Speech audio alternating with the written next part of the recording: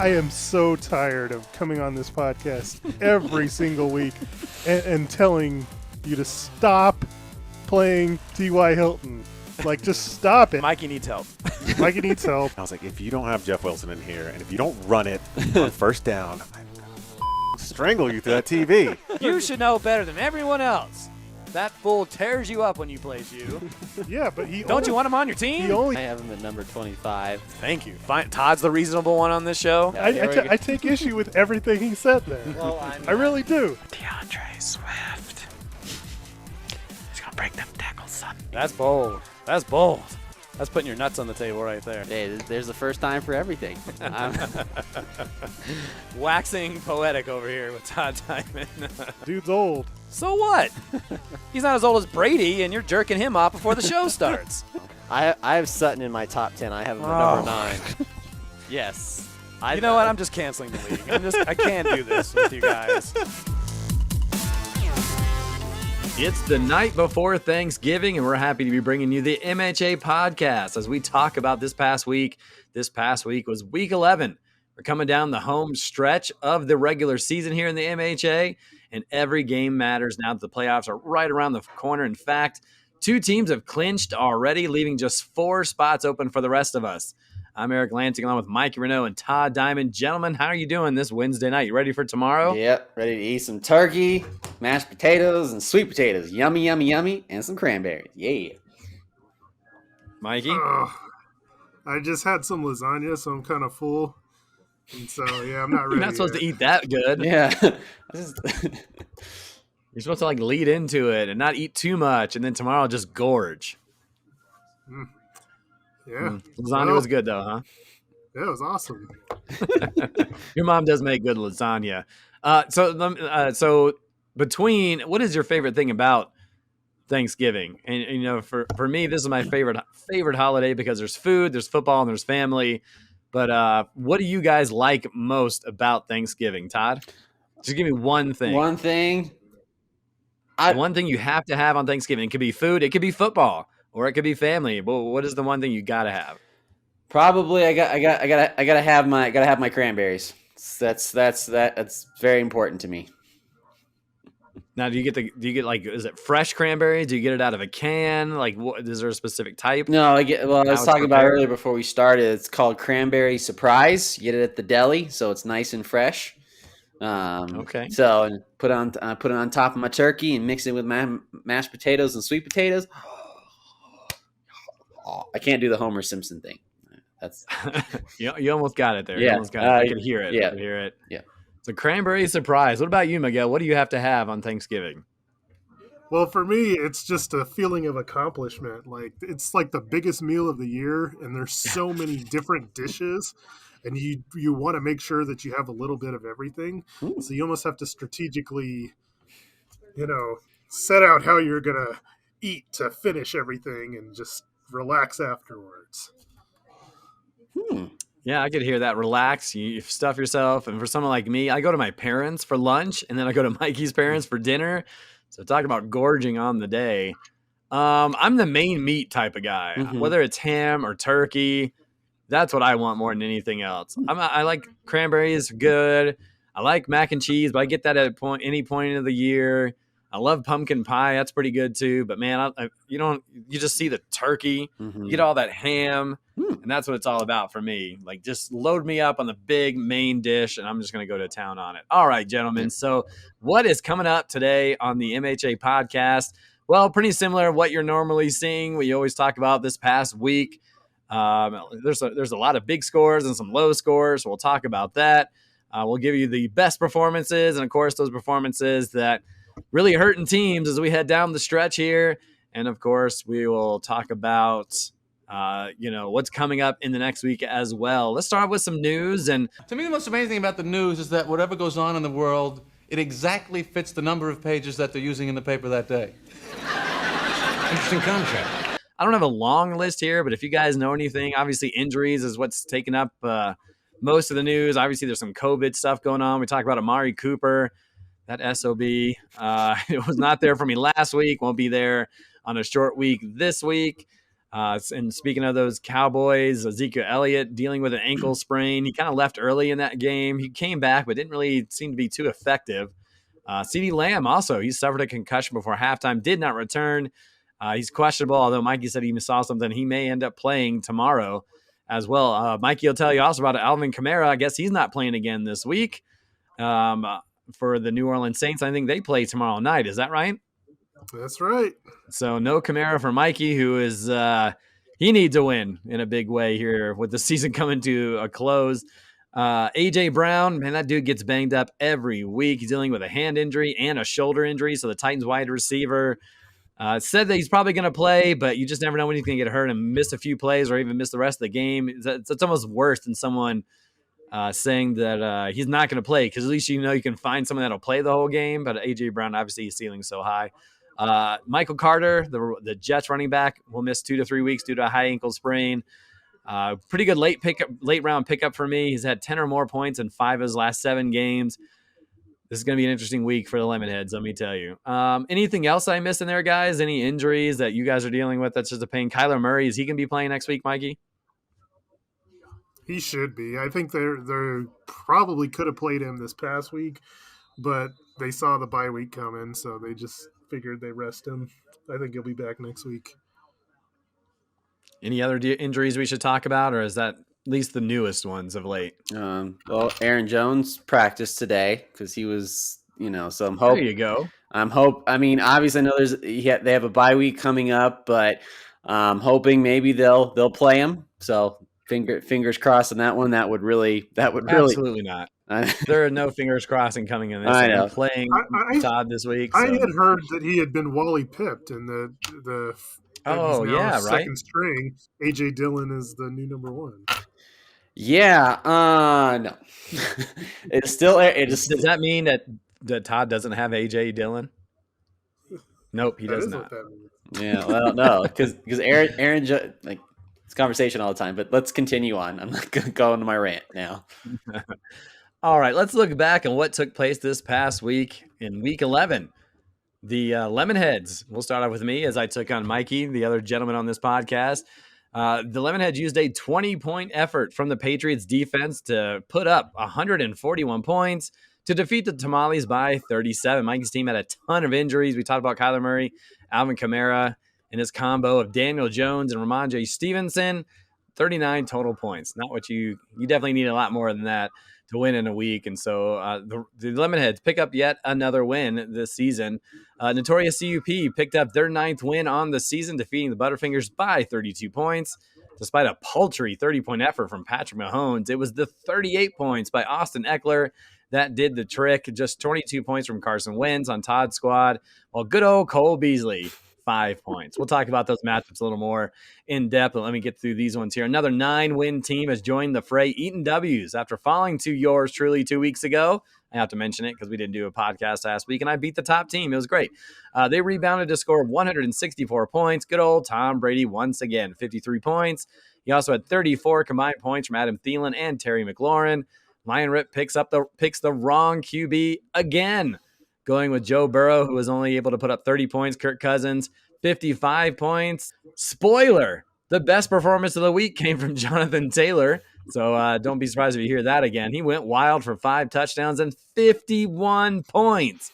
That's a running back, not a quarterback. Gonzo Cat scored a week-high 188 points, defeating Cooper's Cousins by 75. Gonzo Cats also got 70 points from Justin Herbert. Not sure anyone had a chance against the Gonzo Cats this week.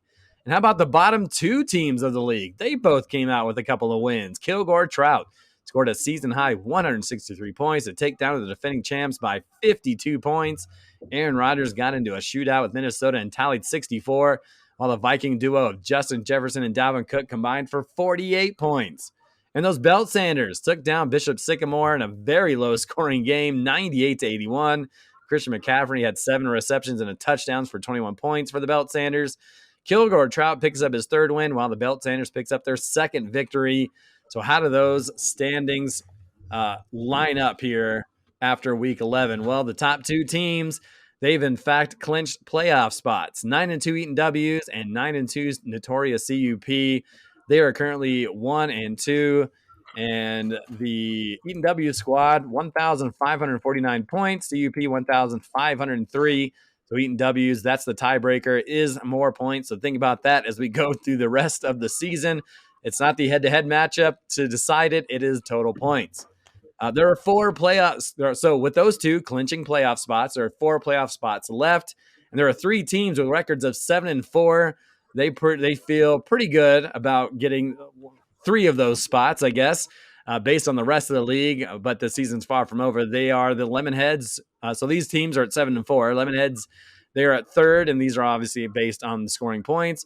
Gonzo Cats at 4th, and NWA, the defending champs, they're at 5th. Then it's a big mess after that. 5 teams are fighting for that final spot. You've got Cooper's Cousins and Hot Tamales at 5 and 6. And you got 3 teams at 4 and 7, Lion Rip, Bishop Sycamore, and the Butterfingers still alive. And we talked about those last 2 teams. They are, I'm assuming, officially eliminated from any kind of contention. They are so far back. I guess Kilgore Trout, no, if they win the next 3, that would be 6. So I guess they could, but they would need a lot of help. So, Todd, you want to talk about your matchup a little bit here?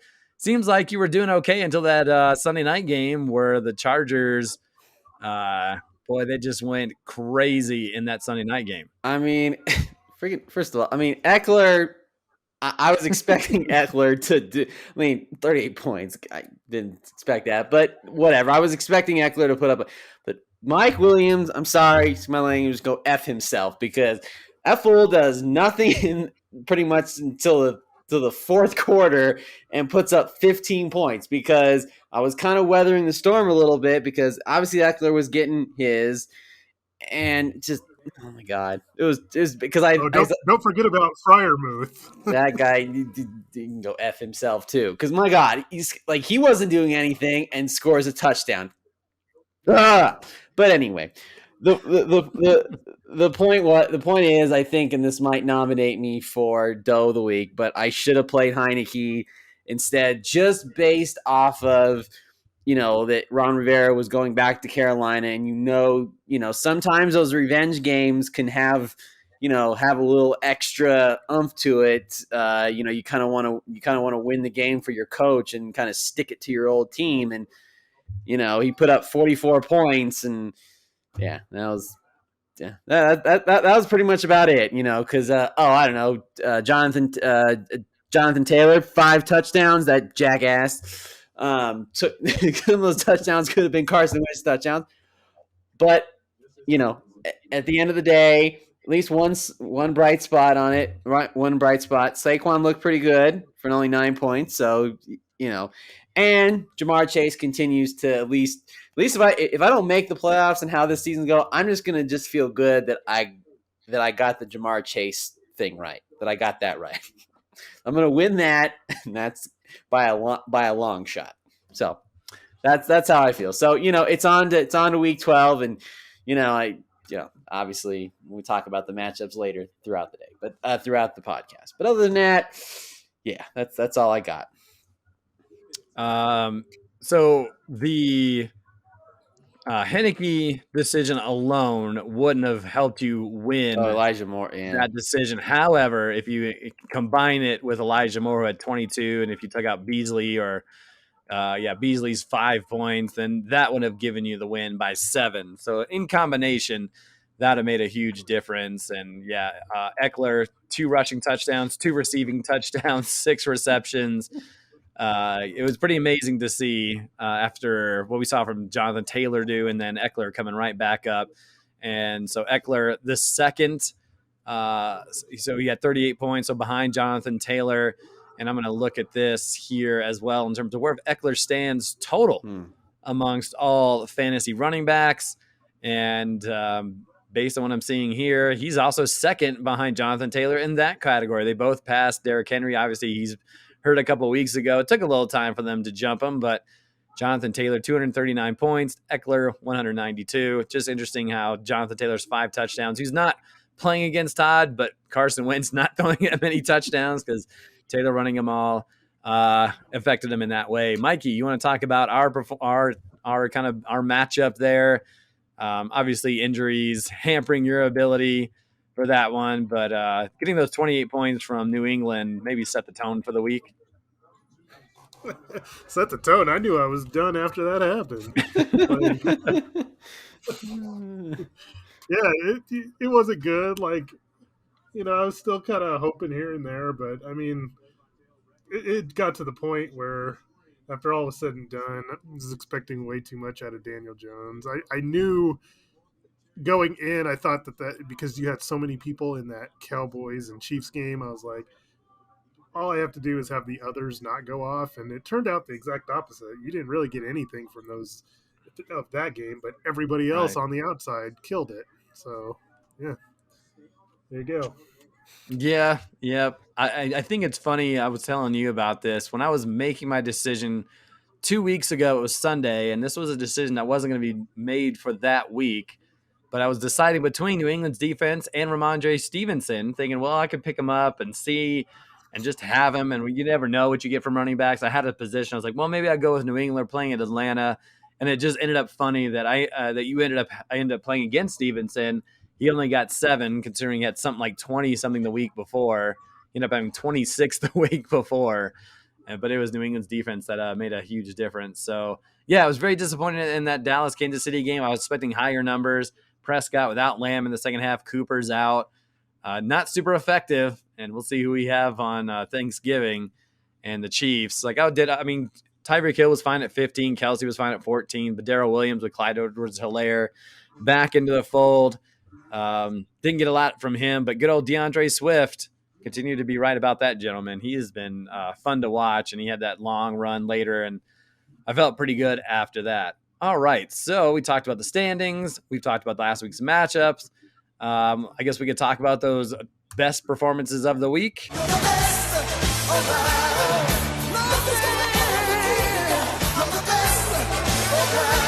And we'll let Todd go first. Todd, who stood out to you? I guess I gotta get. I guess put more insult to injury, but freaking Jonathan Taylor, Jesus, 51 points, 5 touchdowns. He's catapulting himself to probably be a top 5 or even top 3 running back next year in fantasy. He's just amazing. He's amazing. So I'll go. Because I wish some of those touchdowns would have been Carson Wentz, but hey, beggars can't be choosers. But I'll go with Jonathan Taylor as the best performance. 51 points, 185 yards rushing, 4 touchdowns, 3 receptions, and a touchdown as well. It just seemed like one after another. Yeah. Buffalo would turn the ball over, and then he would just give it to Taylor, who would run it into the end zone. That's just one of those fantasy days. And Jonathan Taylor, who I believe didn't go until the second round. Yeah. I'm going to bring that up here in just a moment, but it just seems like everybody overlooked him. I mean, it's always tough. I mean, you have the situation, and this is the way I looked at it. So 2 years ago, I drafted Miles Sanders and I think it was Kenyon Drake, right? And they're like young guys who did really well the year before. You don't want to look at it as one-year wonders, but like they're young and they're going to figure it out. And I drafted both of them. They were just both terrible the next year.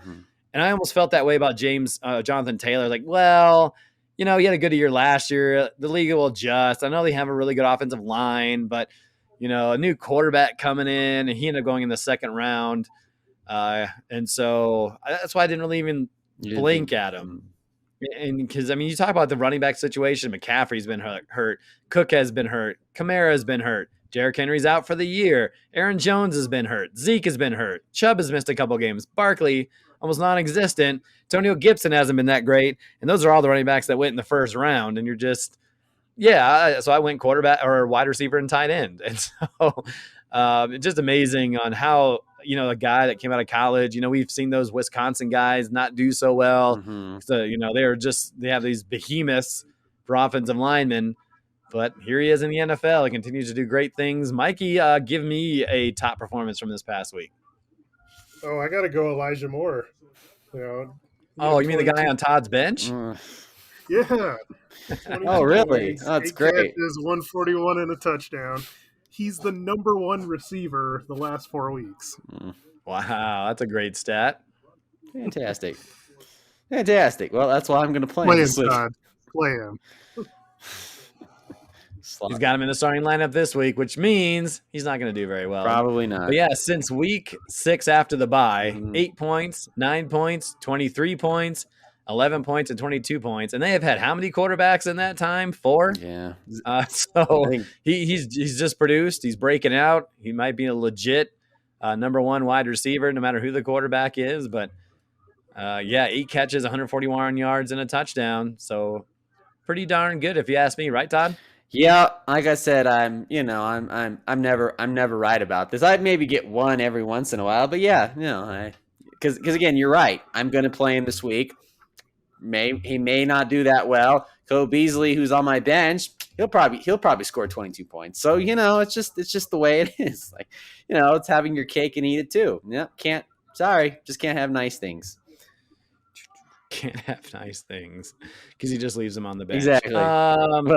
One guy that I want to talk about, Mhm. it's not a running back, it's not a quarterback, it's not a wide receiver, but I want to go with tight end. How about Zach Ertz? Mhm. Another guy that was left on the bench, but since he's gone to Arizona, he's been somewhat productive. But what a great week he had this week!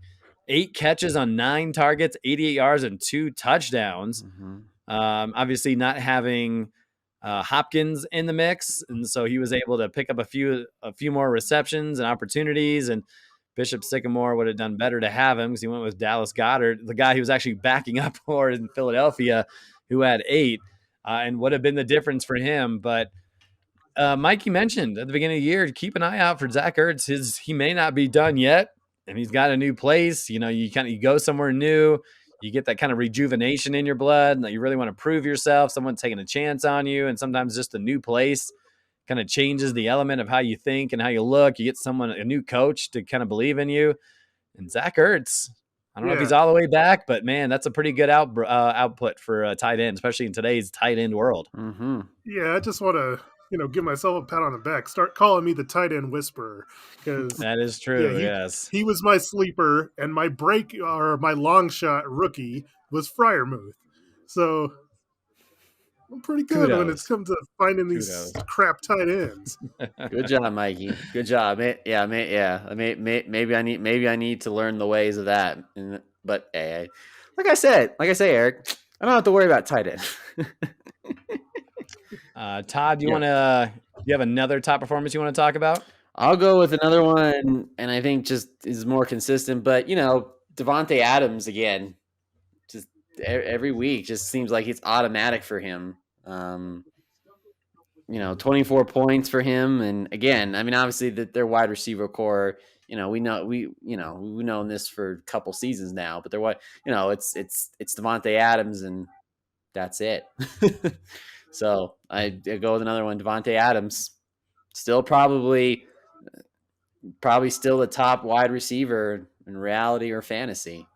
I think that, and just in general. I mean, obviously Cooper Kupp is having his season, but Devontae Adams is just like consistently. It's just consistent. Like automatically, he's gonna get his points.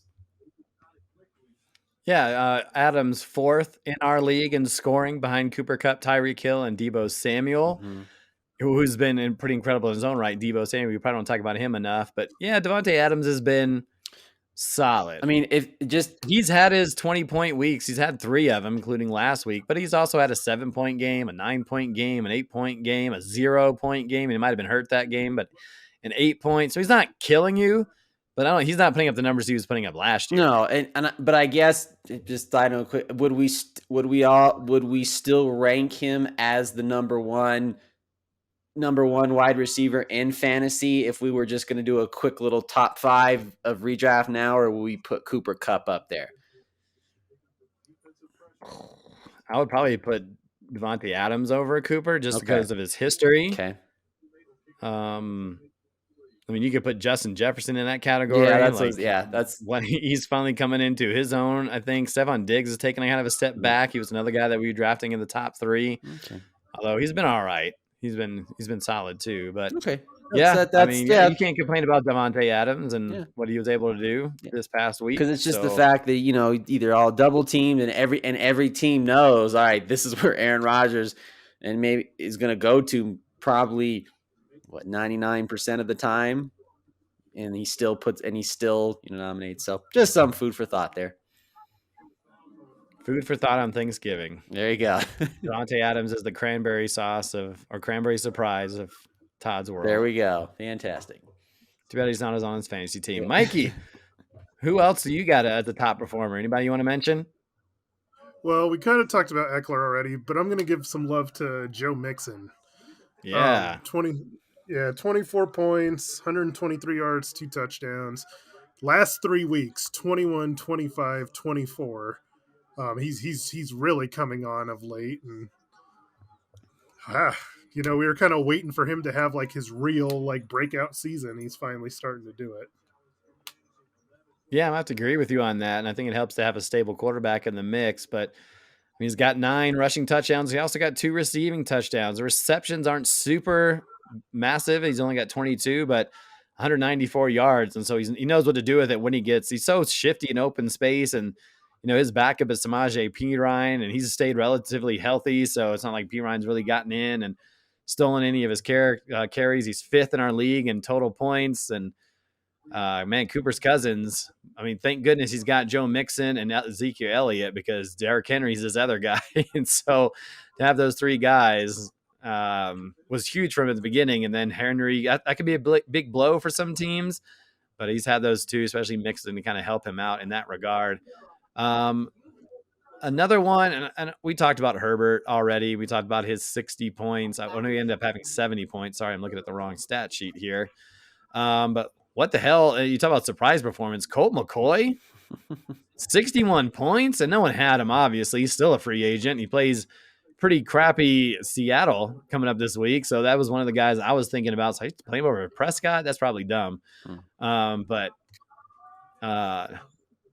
Yeah, 61. Is that who they play this week? Seattle? Yeah. No, they're on a bye this week.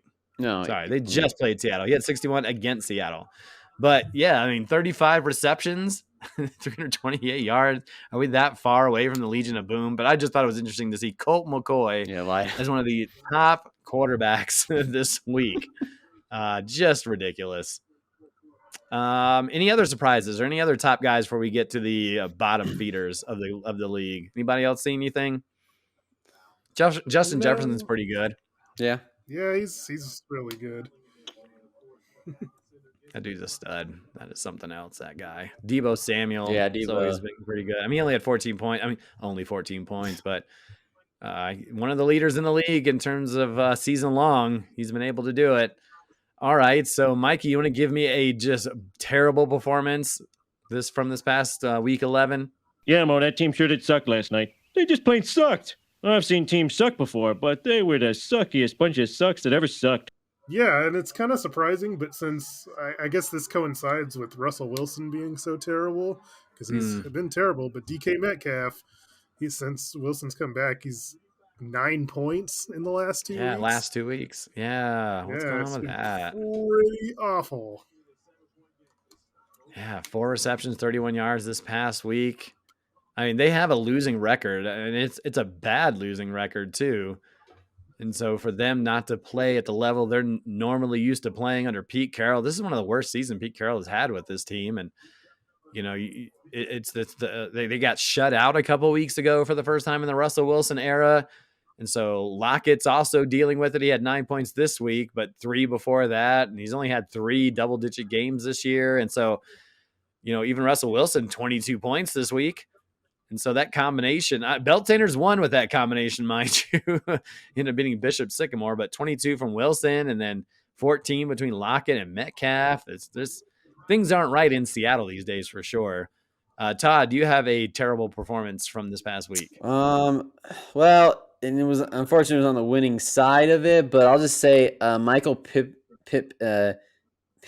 Jr. For the Colts. I mean, you would think just the way that offense was going, but granted, yes, all the points came from Jonathan Taylor, but Pippin or whatever, just kind of falling off a little bit. So, because Carson Wentz was going to him a lot, but really didn't go to him a whole lot in that game. So only 3 points. That's not good. But they still won. So what do I know? Yeah. One thing that stood out to me, and I'm trying to go through these wide receivers right now, because I think they all kind of stunk, but the wide receiver core for Cincinnati, and obviously with Burrow not playing well either, he just had 30 points. We talk about the T. Higgins and the Tyler Boyds and all that stuff. They didn't really have a great week. Higgins with 2 points. Boyd ended up having 9, which is I think the best out of the group, if I'm not mistaken. I'm not sure if Chase had 10 because he had a 10 touchdown. points, right? And so not a great week. And obviously with Aaron, that really hurt him this week. And he's obviously frustrated because he feels like he picks the wrong one every week. And obviously Aaron's struggling this year. But yeah, Joe Burrow, 20 completions, 1 pass touchdown, only 148, especially against a Las Vegas team. We saw Patrick Mahomes just light him up for 80-some points the previous week. But, I mean, he's the Vegas defense has given up 50 points to Jacoby Brissett, 51 from Herbert, 58 from Bridgewater, 45 from Hurts. And so for Burrow to only pile up 30 really hurt the team. Mixon was fine, but no one else really did really well. Mikey, anyway, what other player kind of stunk it up this week? Well, I'm going to go the 2 quarterbacks in that Cowboys-Chiefs game. Both of them 30 Got apiece. that right. I mean, from those 2 guys, like you would expect them to combine for 60. I mean, to have 60 apiece as opposed to 120. combining for that. Yeah. I mean, they just were both bad in that game. Just awful. That was a disappointing game, let me tell you. I mean, I'm glad I won this week, and I don't want to harp on it since I won, but for someone that had so much invested in that game, and the result was just it was just so disappointed. And that's how sports work, right? You think you have it figured out. You think it's going to be a 50-40 game. 19-9 was the final in that one, and none of the offenses really got going. The Chiefs did just enough. A lot of drops for Prescott, so only got 30 points from him, but not a great day. I agree. It was not a really great day. And I'll say his offensive line didn't do him any favors either. That is true. They're dealing with injuries all across that line for sure. All right. Anything else we want to mention? I mean, it was great to see Saquon Barkley kind of get back into the mix. He ended up with 9 points. Yeah, I'm very happy about that. I was like, all right, kind of ease him to it. I mean, yeah, and I was like, okay, if he could just get a touchdown, that'd be great. And there was an opportunity to get a touchdown, but that didn't work out. That didn't work out very much. So, and 2, another interesting, disappointing one, Michael Gallup. Now, granted, he was injured, but you'd think with no Cooper and Lamb being hurt and everything, you thought, oh, this was no brainer. But only 7 points. That was it. I mean, he dropped some passes. You're just like, wow. I mean, obviously, Eric, I know you were frustrated. Was it like, really, you're gonna drop some easy passes? So I think you were thinking a little bit because he'd probably be the number 1 guy with everybody out, but not so much. Yeah. Anybody concerned about Josh Allen, who has had 40, 45, and 40 points in his last 3 games? Are there concerns? Are we worried? I mean, he played an Indy defense. He's pretty tough, but 45 against the Jets and 40 against the Jaguars. I don't know. Something going on with Buffalo, or it's just a slump? I mean, part of the problem with Buffalo is like they flat out refuse to run the ball. So they are very one-dimensional, and yeah, they are a good passing team. But eventually, when it's all you do, people are going to catch on at some point. Like they don't even try and run the ball. Yeah, you kind of mentioned being one-dimensional. We talked about Kansas City and what was going on with Patrick Mahomes for a while, and he would just never get the short stuff. He always want to go deep, big play, right? And then eventually teams kind of catch on, and then you have to adjust. And I think Patrick Mahomes has adjusted the last couple of weeks. But yeah, if you're throwing it every down, why stack people at the line of scrimmage? So we'll keep an eye on Josh Allen as we go along. All right. I guess we can talk about the doe of the week. Is Todd the winner? Is Aaron the winner? What do you guys think? Ooh, this one's a tough one because I kind of want to give it to Todd. I mean, Aaron lost, but I mean, his was how much of a difference would have it really made had he played, Cousins over Burrow, like 25 points. He still, would have lost. That combo of Moore and Heineke would have won Todd the game. So kind of got to go there. Okay, that's his vote. Yeah, I mean, if Aaron didn't, if Aaron, maybe I just did my calculation wrong, but you're saying if he would have played him, he wouldn't have won. Yeah, because I mean, it was a difference of Cousins and Burrow was 25 points, and Okay. he ended up losing by 42. So yeah, I don't know how much of a difference it would have made. And it doesn't look like, because he had some guys that did well on his bench, but not over. Like Landry would have been better than Tony, but that's only 3 points. If he would have played Moody instead of Tony, that would have been 6 points. So yeah, it wouldn't have made the difference. I think Todd's winning it this week. I'm kind of going through the rest of it. I don't think Mikey had anybody on his bench that would have made a difference. So I'm going through here. No, not really. I think that's it for you, Todd. The only other one would have been the combination for Bishop Sycamore had he gone with Ayuk and Ertz over Goddard and like Corey Davis. Yeah, Brandon Ayuk has had some good weeks. He had a 4-point week last week, though. I mean, you're playing Jacksonville, who's got a pretty crappy defense. Ertz instead of Goddard, and Goddard hasn't had a double-digit week since week 4. Sorry, Todd. You've won the dough of the week. Woohoo! That's two dough. That's 2 doughs this season. Fantastic. That's 2 of them for you. I think so. I think. Either way, yeah. Woohoo! Dough of the week. Dough. Oh, that's the right one. There you go. There we go. Put in the sound effect for me so I don't have to do it later. There you go. Okay. So let's take a look at what's coming up this week. Some interesting matchups. Lemonheads and Butterfingers going at it. Lemonheads 7-4, Butterfingers 4-7. They need to win in a big way. And for Eric's squad, he has a lot on the bench. No Travis Kelce. No Tyreek Hill. No Michael Carter on the bench. No Amari Cooper with COVID.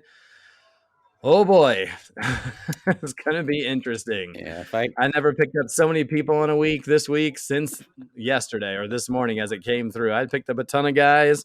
We'll have to figure out and piecemeal how we can beat Saquon Barkley and Henneke and Godwin and Chase. And maybe Aaron Jones. He's got Elijah Moore in the lineup, right? And maybe Aaron Jones. Yeah. We'll see how it goes. Hooray. Hot Tamales taking on the Lion Rip this week, a 5-6 matchup versus 4-7. Well, that's a big matchup for sure. How are we feeling heading into that one, Mikey? Matt Ryan looks like he's in your starting lineup. Still not good. I feel better than last week only because, like, for me, like Matt Ryan over Daniel Jones, just with Matt Ryan's career history, I feel like gives me a better chance. But these injuries are hurting right now, and I need this win badly. Yeah, watch Matt Ryan. I'll put up like 80. Mikey hopes for sure. 4-7 Bishop Sycamore taking on 3-8 Kilgore Trout. Cooper's Cousins 5-6 taking on 2-9 Belt Sanders.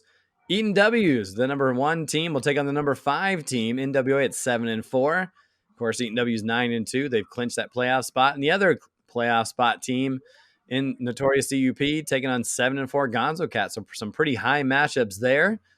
For us in the middle, hoping the top teams come out on top so we can pass those other guys if we come out with some wins. So there's the matchups for this week. There's only 3 weeks left to go, gentlemen. Yeah, it's crunch time now. This is got every point's gonna count. So whether you win or just trying to get more points, it's gonna be good. It's gonna be good. That's why we play fantasy football. only 2 buys this week, Cardinals and Chiefs. Mhm. So not a lot for me, but but a lot Those are in two. general. Those Go are ahead. two pretty big buys, though. Like, Yeah, Kyler Murray when he's healthy, Hopkins, James Conner, who's been pretty incredible. Obviously, all the guys I mentioned for the Chiefs, Clyde Edwards-Helaire as well. So yeah, so there's some big names from those two teams, and it seems so weird that we're still having buys this late in the season. Obviously, there's an extra week during the season, so sure that had something to do with it. But yeah, whenever your game matters a lot, it's tough to have those guys on buys. But that's kind of where it's at. That's where we're at here as we head into week 12. And we, of course, for those, I'm going to try to get this done and out tonight. So people like driving on their way to Thanksgiving, they can listen to the podcast and get their team and lineup in. So tomorrow you have the Bears and the Lions at 10:30 a.m. Mhm.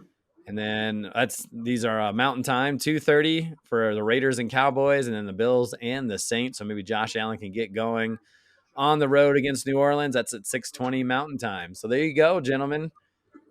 Week 11 in the books. 12's coming up here.